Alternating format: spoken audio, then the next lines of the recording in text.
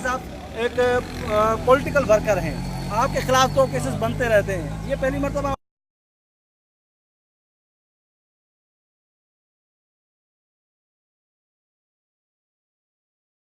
है। और यहाँ पे नाम नियाद मीडिया वैसे तो तासुब पर चल रहा है, लेकिन नाम नियाद मीडिया जो आप अपने को कौमी मीडिया कहलाती है, मुझे कोई नुमाइंदा नज़र नहीं आ रहा है। तो इसलिए ये जो तासुब हमारे साथ किया जा रहा है और ये बाकायदा बताया जा रहा है कि जो मुश्ताक सर की, जिसने एक आम कारकुन को की मालकी की एक बड़े दहशतगर्द रहीम शाह के खिलाफ उसने जदोजहद की, वो ये मैसेज देना चाहती है क्योंकि पुलिस का डाउट था, पुलिस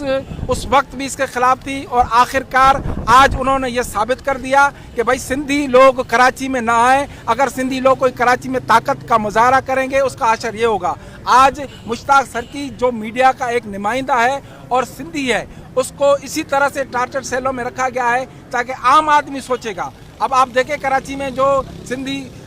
मुख्तलिफ अपने अजला से यहाँ आ रहे हैं, उनको ये मैसेज जा रहा है कि भाई कराची नहीं जाओ। कराची में एक मोअज़्ज़ज़ आदमी जो मीडिया का बंदा था, जिसने